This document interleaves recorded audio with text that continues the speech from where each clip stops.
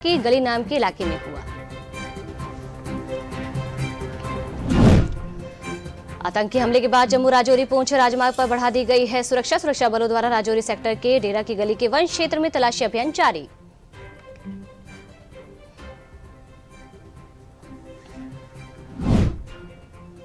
France के राष्ट्रपति Emmanuel Macron 26 जनवरी को होने वाले गणतंत्र दिवस समारोह में होंगे मुख्य अतिथि। दिल्ली के कर्तव्य पथ पर 26 जनवरी गणतंत्र दिवस परेड की रिहर्सल शुरू।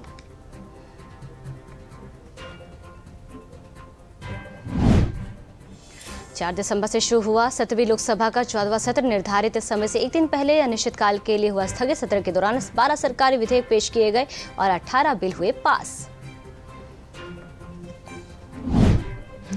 राज्यसभा में तीनों क्रिमिनल लॉ बिल, भारतीय न्याय संहिता, भारतीय न्याय सुरक्षा संहिता और भारतीय साक्ष्य बिल हुआ पास। राष्ट्रपति की मुहर लगते ही तीनों बिल कानून बन जाएंगे।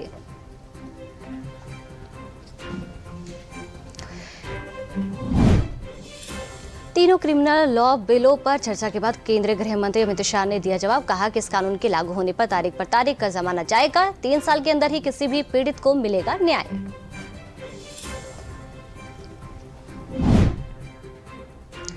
तीनों क्रिमिनल लॉ बिल संसद के दोनों सदनों में पास होने पर गृह मंत्री अमित शाह ने ट्वीट कर बताया, ऐतिहासिक लिखा अंग्रेजों द्वारा लागू किए गए कानूनों की जगह एक स्वदेशी न्याय प्रणाली का दशकों पुराना सपना होगा साकार।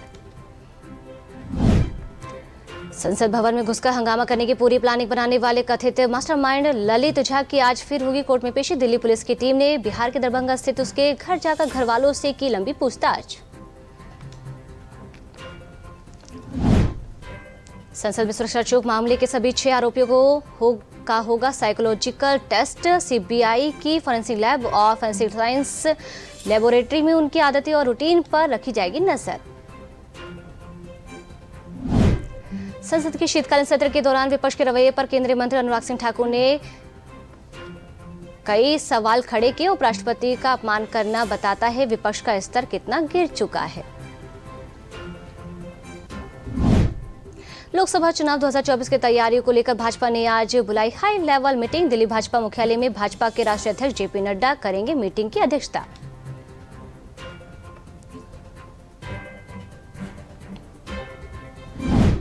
छत्तीसगढ़ में विष्णुदेव साय की कैबिनेट का शुक्रवार को होगा विस्तार। 9 विधायकों को मंत्री पद की शपथ दिलाई जाएगी। सीएम साय ने सभी विधायकों के नाम का कर दिया है ऐलान।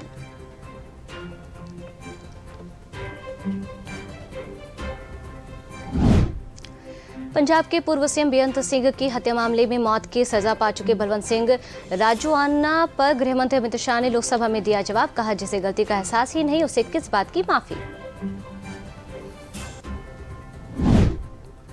विदेश मंत्रालय के प्रवक्ता रिंदम बागची ने बताया कि कतर में मौत की सजा पाने वाले भारतीय नौसेना के 8 पूर्व कर्मियों को जल्द होगी वतन वापसी। पूर्व कर्मियों की तरफ से उन्हें मिली मौत की सजा के खिलाफ कतर की अदालत में दायर की गई थी appeal. Punjab and Haryana high court कराएगा कुख्यात गैंगस्टर लॉरेंस बिश्नोई के इंटरव्यू की जांच। हाईकोर्ट ने पंजाब के स्पेशल डीजीपी प्रबोध कुमार की अगुवाई में विशेष जांच टीम बनाई है।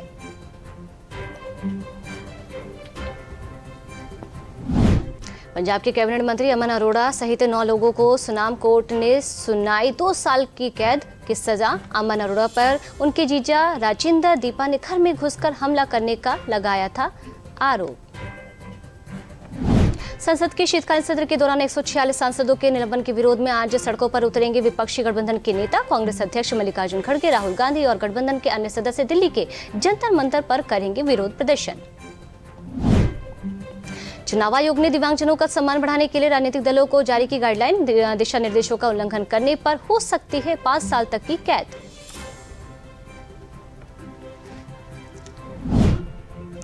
देश में कोरोना का नया वेरिएंट स्ट्रेन JN.1 मिलने के बाद केंद्र से लेकर राज्य सरकारें सतर्क। स्वास्थ्य और परिवार कल्याण मंत्रालय के अनुसार केरल में 20 दिसंबर को कोविड-19 के 300 नए सक्रिय मामले आए सामने। प्रवर्तन निदेशालय ने बिहार के डिप्टी सीएम तेजस्वी यादव को जमीन के बदले नौकरी घोटाले के संबंध में पूछताछ के लिए आज दिल्ली बुलाया था, पर तेजस्वी ने आने से किया इनकार। देश की बड़ी खबरों के बाद अब नजर डालते हैं उत्तर प्रदेश की कुछ बड़ी खबरों पर।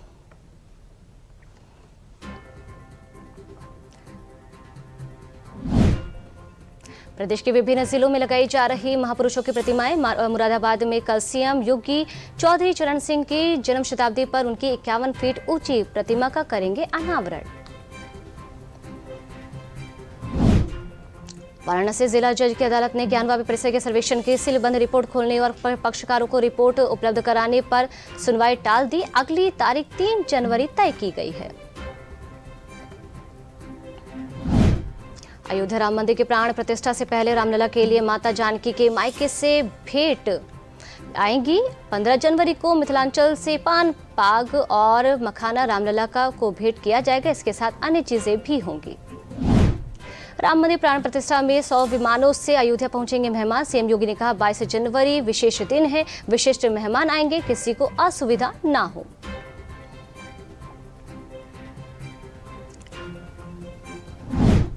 राम मंदिर प्राण प्रतिष्ठा कार्यक्रम को लेकर हुई सिक्योरिटी रिव्यू मीटिंग में सीएम योगी ने बड़ा आदेश दिया, जिसके मुताबिक 22 जनवरी के लिए जिन लोगों ने बिना निमंत्रण या ड्यूटी के अयोध्या के होटलों और धर्मशालाओं में बुकिंग कराई है वो बुकिंग तत्काल कैंसिल होंगी।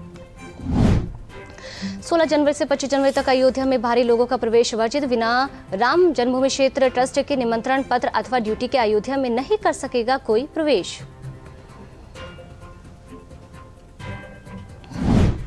राजधानी लखनऊ विश्वविद्यालय ने 26 दिसंबर से शुरू होने वाले बीएड विषय सेमेस्टर परीक्षाओं के लिए केंद्रों की प्रस्तावित सूची जारी कर दी है। ये परीक्षा लखनऊ, हरदोई, सीतापुर, बरेली व लखीमपुर खीरी को मिलाकर 56 केंद्रों पर होगी। पूर्व मंत्री राकेशधर त्रिपाठी पर आय से अधिक संपत्ति के आरोप में प्रयागराज के स्पेशल एमपी एमएलए कोर्ट आज सुनाएगी फैसला। बसपा सरकार में मंत्री रहते हुए लगा था भ्रष्टाचार का आरोप। बुंदेलखंड विवि झांसी को नैक मूल्यांकन में A+ ग्रेड। राज्यपाल आनंदीबेन पटेल ने दी बधाई और शुभकामनाएं। पहली बार उत्कृष्ट CGPA के साथ मिला है A+ ग्रेड। राजधानी लखनऊ के नगर में लगे PNB बैंक के ATM से चोरों ने किया 13 लाख रुपए गायब। लखनऊ रीजनल ऑपरेशन मैनेजर ने अपने 4 कर्मचारी समेत 5 पर दर्ज कराई रिपोर्ट।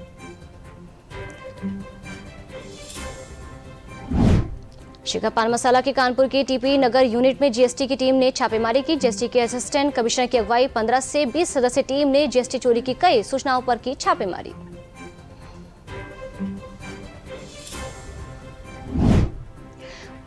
उप मुख्यमंत्री ब्रजेश पाठक ने कहा कि प्रदेश में कोविड का नया सब वेरिएंट पूरी तरह से काबू में है। किसी भी अप्रिय स्थिति से निपटने के लिए स्वास्थ्य महकमा पूरी तरह से तैयार है।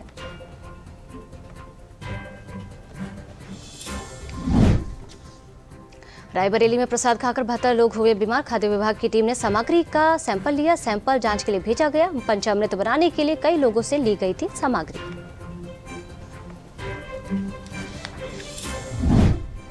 गाजीपुर में गैंगरेप के आरोपी को पॉस्को कोर्ट ने सुनाई सजा। कोर्ट ने सुनाई आजीवन कारावास की सजा। 5 मार्च 2023 को हुआ था नाबालिग से गैंगरेप। सैदपुर थाना क्षेत्र का था मामला।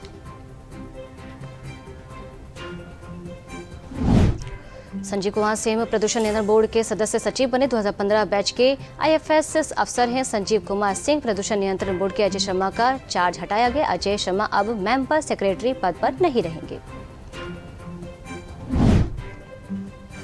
कांग्रेस का केंद्र की सरकार के खिलाफ देशव्यापी प्रदर्शन। आज विपक्ष के सांसदों के निलंबन के विरोध में करेंगे प्रदर्शन। लखनऊ में हजरत महल पार्क के सामने होगा प्रदर्शन। राष्ट्रपति को संबोधित DM लखनऊ को सौंपेंगे ज्ञापन। समाजवादी पार्टी का 146 सांसदों के निलंबन के विरोध में आज प्रदेश भर में प्रदर्शन। यूपी के सभी जिला मुख्यालयों पर सपा कार्यकर्ता करेंगे प्रदर्शन। अतीक अहमद के रिश्तेदार होटल मालिक कमर अहमद काजमी को GST चोरी में STF ने किया गिरफ्तार। फर्जी EV बिल बनाकर 100 करोड़ की GST चोरी की जांच के दौरान अतीक से मिला कनेक्शन। यूपी पुलिस में सिपाहियों की 60,244 पदों पर सीधी भर्ती के लिए 7 दिनों के अंदर ऑनलाइन आवेदन की प्रक्रिया शुरू होगी। भर्ती बोर्ड के मुताबिक 11 फरवरी 2024 को लिखित परीक्षा होगी। इसमें यूपी के करीब 25 लाख अभ्यर्थी शामिल होने का अनुमान है। और यूपी में दिसंबर के आखिरी हफ्ते में मौसम तेजी से बदल रहा है। आज सुबह लखनऊ में घना कोहरा रहा। वहीं कानपुर, इलाहाबाद में भी कोहरे की चादर छाई रही। मौसम विभाग ने प्रदेश के 13 शहरों में कल के लिए बारिश का अलर्ट जारी किया है।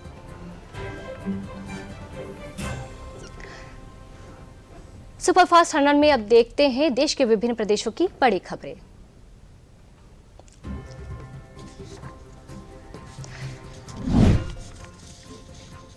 मुख्यमंत्री पुष्कर सिंह धामी ने कहा कि राज्य सरकार मूल निवास प्रमाण पत्र को लेकर स्थायी समाधान निकालने जा रही है। जल्द ही इसका प्रारूप तैयार करने के लिए उच्च स्तरीय समिति का गठन किया जाएगा। महाराष्ट्र के मुख्यमंत्री एकनाथ शिंदे ने राज्य में कोरोना के नए वेरिएंट JN1 के मामले सामने आने को देखते हुए राज्य की स्वास्थ्य प्रणाली की व्यापक समीक्षा की।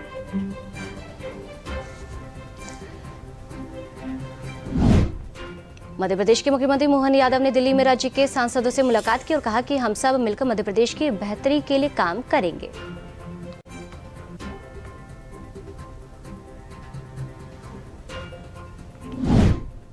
मध्य प्रदेश के भाजपा विधायक चेतन कश्यप ने विधायक के तौर पर मिलने वाले वेतन भत्ते और पेंशन नहीं लेने का फैसला लिया है। ये राशि विधानसभा कोष में जमा होगी।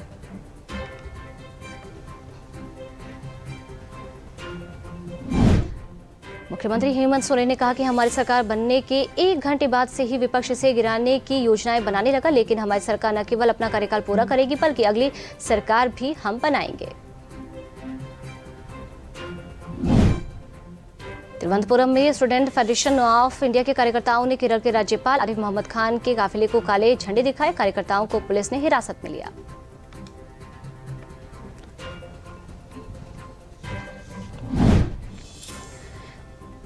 मध्य प्रदेश विधानसभा में राज्यपाल मंगूभाई पटेल के अभिभाषण में लाडली बहना योजना का जिक्र न होने से इस योजना पर संशय गहरा गया था। राज्य के मुख्यमंत्री डॉक्टर मोहन यादव ने कहा कि लाडली लक्ष्मी योजना सहित पूर्व से संचालित सभी योजनाएं जारी रहेंगी। भाजपा विधायक कैलाश विजयवर्गीय ने कहा कि लोकतंत्र की खूबसूरती चर्चा है, संसद में आंदोलन से इसकी खूबसूरती नहीं बढ़ती। विरोध प्रदर्शन सड़कों पर किया जाना चाहिए, लेकिन ये देखकर दुख होता है कि कुछ लोग संसद के अंदर ऐसा करते हैं। राजस्थान विधानसभा अध्यक्ष वासुदेव देवदानी ने पदभार ग्रहण करने के बाद कहा कि विधानसभा सत्र को 40 दिन चलाएंगे। सदन की गरिमा को बनाए रखकर जनहित के मुद्दों पर चर्चा कराई जाएगी। भुवनेश्वर के ओडिशा में आयोजित 18वां तोशाली राष्ट्रीय शिल्प मेला पर्यटकों के लिए आकर्षण का केंद्र बना हुआ है। मेले में देश भर से बुनकर, कारीगर और मूर्तिकार दुकानदार के रूप में शामिल हुए हैं।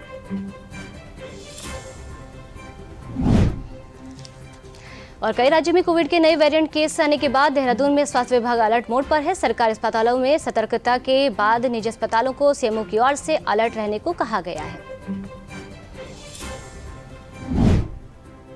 जम्मू कश्मीर के उधमपुर में एक हालिया घटना में वन्यजीव विभाग ने क्रोवा गांव से एक तेंदुए के बच्चे को सफलतापूर्वक बचा लिया। शावक को घायल अवस्था में पाया गया था।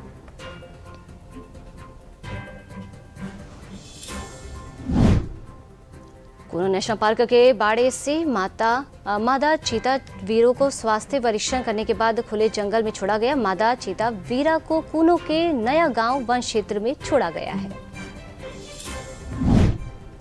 राजस्थान के राज्यपाल महामहिम कलराज मिश्र ने एक कार्यक्रम को संबोधित करते हुए कहा कि भारत ऋषि एवं कृषि संस्कृति से ओतप्रोत राष्ट्र है। परिश्रम के साथ जीवन यापन पर सदैव हमारी संस्कृति ने जोर दिया है।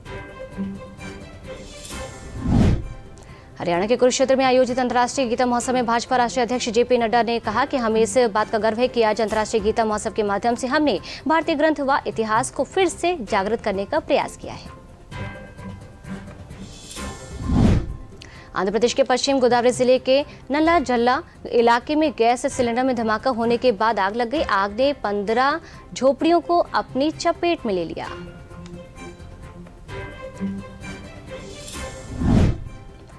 राष्ट्रीय राजधानी दिल्ली में तापमान में गिरावट दर्ज की जा रही है। बढ़ती ठंड के बीच लोग रैन बसेरों में शरण ले रहे हैं।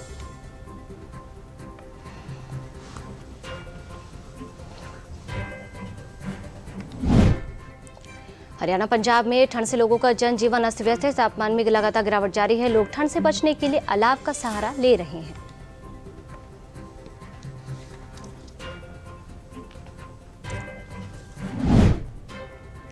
श्रीनगर जम्मू कश्मीर घाटी में भीषण शीतलहर देखी गई। तापमान में लगातार गिरावट देखी जा रही है, जिससे निवासियों को कड़ाके की ठंड का एहसास हो रहा है।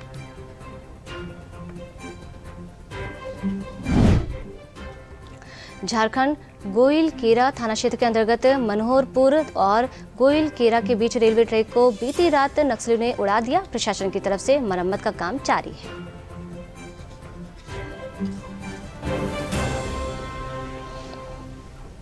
अब सुपरफास्ट 100 में देखते हैं कारोबार और अंतर्राष्ट्रीय जगत की बड़ी खबरें।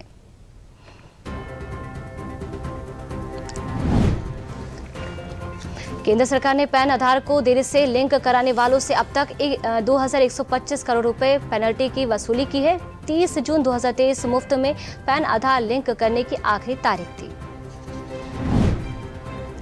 और पिछले एक वर्ष में चावल की खुदरा कीमतों में लगभग 13 से 15% तक की वृद्धि हुई है। बढ़ते मूल्य पर नियंत्रण के लिए सरकार ने खुला बाजार बिक्री योजना के तहत साप्ताहिक 26वीं ई नीलामी में चावल की मात्रा बढ़ा दी है।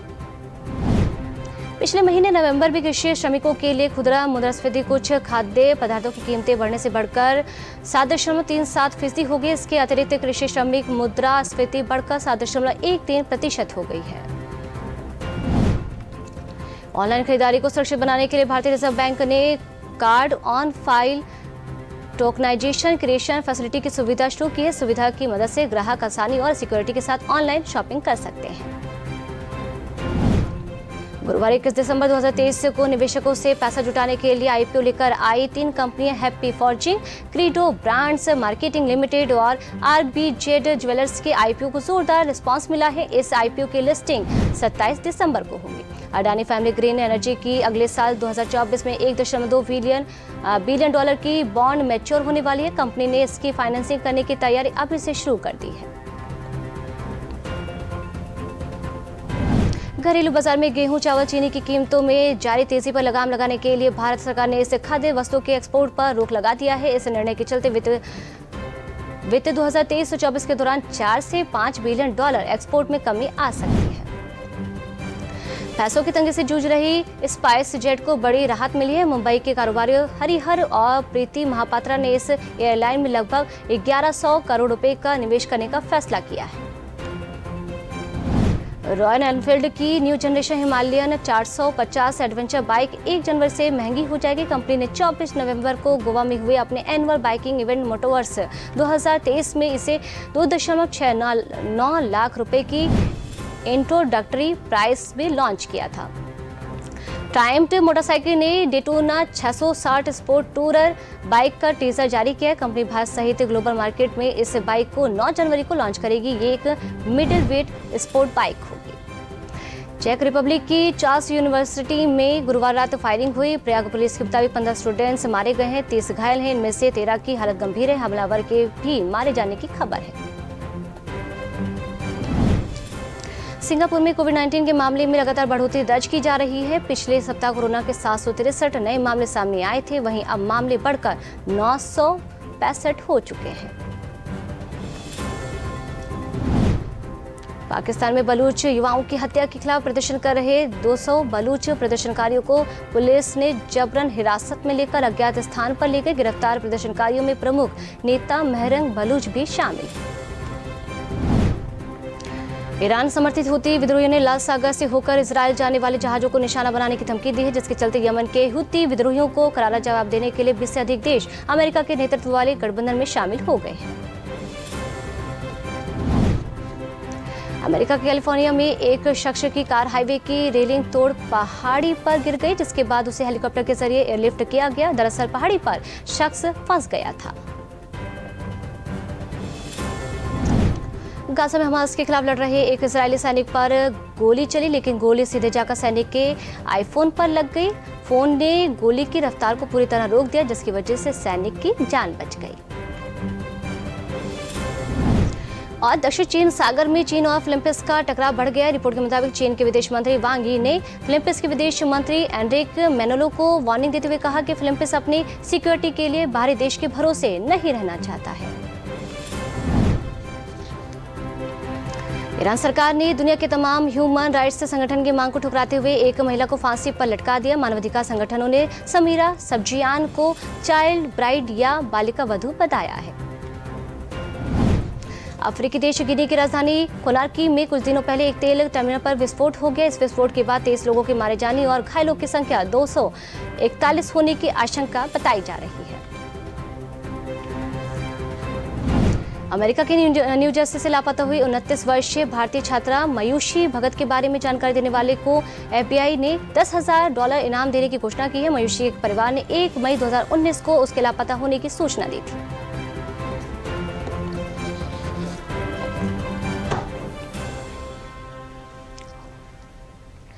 सुपरफास्ट 100 में अब देखते हैं खेल और सिनेमा जगत की खास खबरें।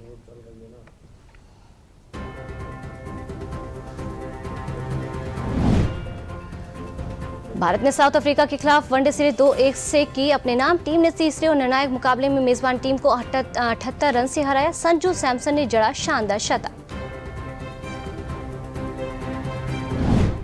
दक्षिण अफ्रीका के खिलाफ आखिरी वनडे में भारतीय क्रिकेट टीम की ओर से रजत पाटीदार ने किया वनडे डेब्यू। रजत पाटीदार भारत की ओर से वनडे डेब्यू करने वाले 256वें क्रिकेटर बने। मुंबई के वानखेड़े स्टेडियम में ऑस्ट्रेलिया के खिलाफ खेले जा रहे एकमात्र टेस्ट मैच में भारत की स्थिति मजबूत। ऑस्ट्रेलिया के 219 रन के जवाब में भारतीय महिलाओं ने 3 विकेट खोकर बना लिए 191 रन। ऑस्ट्रेलिया में बिग बैश लीग में सिडनी सिक्सर्स के लिए खेल रहे टॉम करन पर लगा 4 मैचों का बैन। टॉम करन पर अंपायर से बदसलूकी करने को लेकर लगा है बैन। ऑस्ट्रेलिया और पाकिस्तान के बीच पहले टेस्ट मैच के दौरान आर्म बैंड पहनने पर उस्मान ख्वाजा को आईसीसी ने लगाई फटकार। इससे पहले आईसीसी ने उनके जूतों पर लगाया था प्रतिबंध। समित के दमदार प्रदर्शन की बदौलत कर्नाटक ने कुछ बिहार ट्रॉफी में जम्मू कश्मीर के खिलाफ पारी और 130 रन से हासिल की जीत। समित ने 159 गेंदों पर बनाए 98 रन। ओलंपिक पदक विजेता पहलवान साक्षी मलिक ने कुश्ती को कहा अलविदा। पहलवान ने कहा, मैंने देश के लिए जितने भी पुरस्कार जीते हैं आप सभी के आशीर्वाद से जीते हैं। मैं आप सभी देशवासियों की हमेशा आभारी रहूंगी। संजय सिंह को चुना गया भारतीय कुश्ती महासंघ का नया अध्यक्ष। उन्होंने अपने प्रतिद्वंदी अनिता शिवराणा को हराया। इससे पहले संजय सिंह ज्वाइंट सेक्रेटरी का पद संभाल चुके हैं।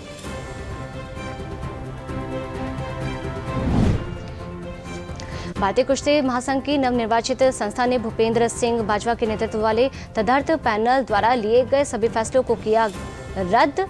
तदर्थ पैनल ने ओलंपिक चयन मानदंडों को बदल दिया था।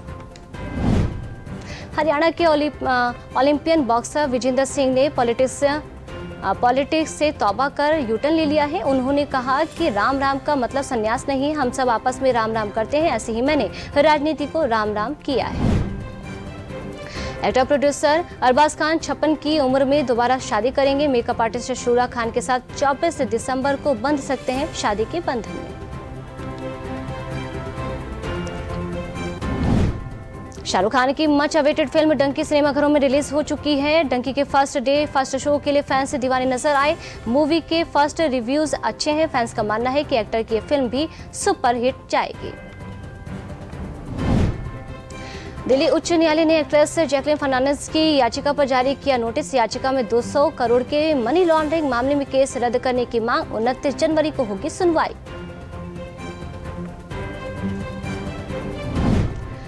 फिल्म डंकी के डायरेक्टर राजकुमार हिरानी ने बताया कि उन्हें डंकी फिल्म बनाने में जालंधर के एक अनोखे डिजाइन के घर ने प्रेरित किया, जिससे उन्हें उक्त फिल्म बनाने का सुझाव आया।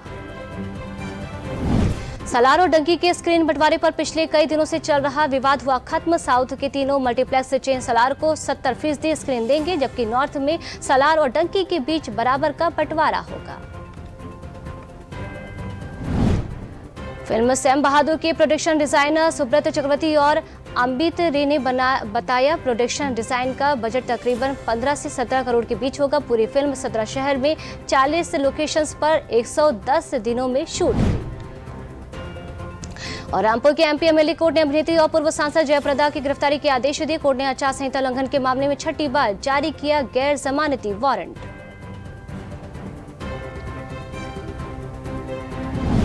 शाहरुख खान की फिल्म डंकी ने ओपनिंग डे पर की ठोस शुरुआत। फिल्म में पहले दिन कमाए 30 करोड़ रुपए।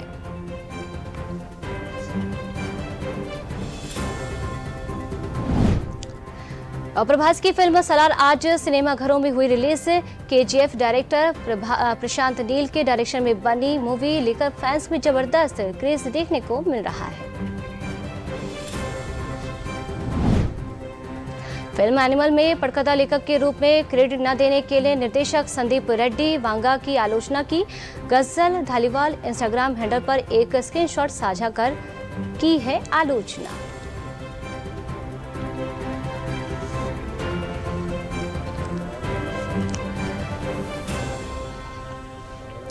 देश प्रदेश और दुनिया की बड़ी खबरों के बीच एक बड़ी जानकारी। जम्मू कश्मीर के राजौरी में गुरुवार 21 दिसंबर को आतंकवादियों ने सेना के 2 वाहनों पर घात लगाकर हमला कर दिया। हमला दोपहर के करीब 3:45 पर हुआ।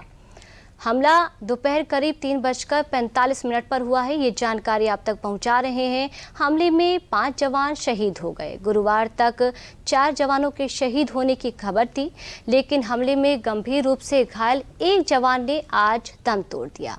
अभी भी 2 जवानों की हालत गंभीर बताई जा रही है। आतंकियों ने सैनिकों को शहीद करके उनके हथियार भी लूट लिए हैं। ये हमला थाना मंडी सुरनकोट रोड पर डेरा की गली नाम के इलाके में हुआ है। ये वाहन जवानों को लेकर सुरनकोट और बफलियास जा रहे थे, जहां बुधवार रात सुरक्षा बलों ने आतंकियों के खिलाफ घेराबंदी और तलाशी अभियान शुरू किया था। गुरुवार को अभियान में शामिल सुरक्षा बलों ने सेना का कांटेक्ट हो पाया, जिसके बाद यहां अतिरिक्त सुरक्षा बल भेजा जा रहा था। घटना के पास से जम्मू कश्मीर के राजौरी जिले की डेरा की गली के वन क्षेत्र में सुरक्षा कर्मचारियों द्वारा लगातार तलाशी अभियान चलाया जा रहा है।